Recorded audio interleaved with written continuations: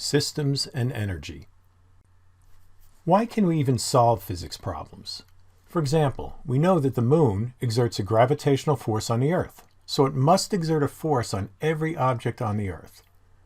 Why then, when we work out the motion of a dropped ball near the surface of the Earth, don't we take into account the effect of the moon's gravity?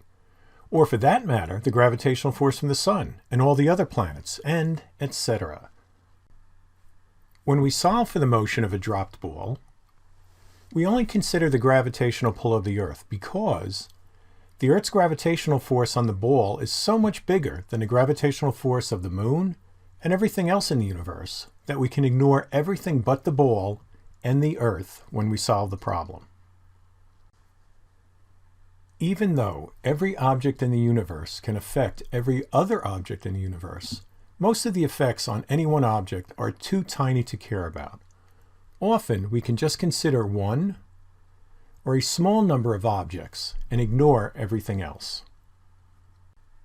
To solve physics problems, we divide the universe into what we want to look at, over here, and then everything else.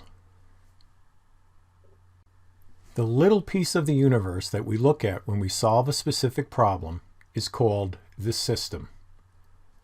A system can consist of one or more objects or an amount of material in a region of space. We put an imaginary boundary, the dashed line here, or picture frame around the system. Everything else, some or all of the universe outside the system boundary, is called the environment. So we have system and environment. Then, of course, the universe, which is the combination of both of them. By separating the system from the environment, we can make a problem solvable, which was our goal from the first slide here. By defining an appropriate system, we isolate the forces that are within the system from the forces that act on the system from the environment. The forces acting within a system cannot change the system's momentum or energy. Forces from outside the environment that act on the system may change the momentum or energy. We've covered momentum in an earlier unit, but what is energy? Energy is a hard thing to define, but all the objects below have some kind of energy, even if we can't really define it. Right? Types of energy: leaping frog, moving car. A lot of times that's just called mechanical energy. Thermal energy: melting ice cream, heating soup. Electromagnetic energy: light, infrared radiation, radio waves. Electrical, right, the electricity that goes through power lines or lightning. Chemical: nuclear fusion that takes place in the stars. Food that we eat, striking a match. And finally, nuclear energy: nuclear fission that happens within the core. And we can also provide nuclear fission through nuclear reactors. Most of high school physics focuses on the movement of physical objects: baseballs, cars, springs, bicycles. To solve these motion problems, we'll call them our system. We're allowed to organize types of energy to fit this system. We will define total mechanical energy to include two types of energy that will help us. It includes kinetic energy, which is the energy of motion, and then gravitational potential energy, the storage of energy due to position. There's also another type of energy that we'll deal with in more advanced courses: elastic potential energy, which is the energy that you store when you compress or stretch a spring. Energy can be changed from one form to another. For example, thermal energy into mechanical energy. Please go back a few slides, see what other types of energy you know that can change into another one. We can do calculations about energy. That's the key part here. Even though we can't explain what energy is, we can say how much of it we have. The energy that an object has by virtue of its motion, and here's a person cycling here, is called its kinetic energy. The symbol we use is just Ke. Like all forms of energy, it is measured in joules. Now, in addition to knowing how much kinetic energy we have, or types of energy, we have a formula for it.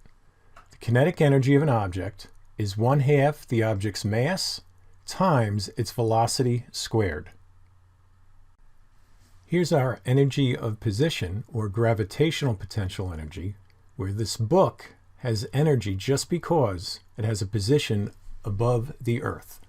So a book of mass m located at a height h near the surface of the Earth, the GPE is mgh, and g is the acceleration due to gravity, which is 9.8 meters per second squared.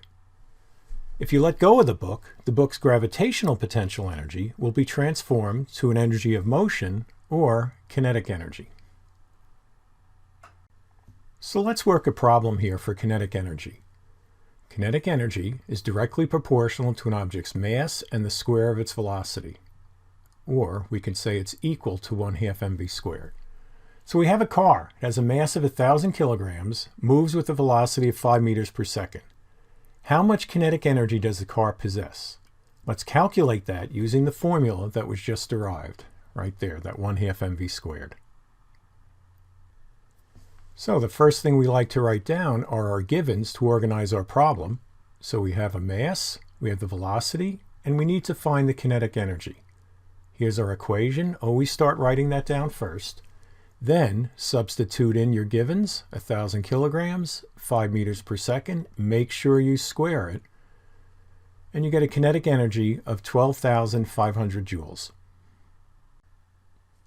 Now let's calculate gravitational potential energy. We have a basketball, mass 0.5 kilograms, and we have it at a position at a height of 2 meters above the ground. How much gravitational potential energy does the basketball possess? Once again, list your givens. Here's the mass, here's the height, and what are we trying to find? GPE. We have our equation, mgh. Here's the mass. Here's the acceleration due to gravity. Here's the height. Multiply them together, and when you use the proper units here, you'll get a final unit for the energy of joules. So we have 9.8 joules.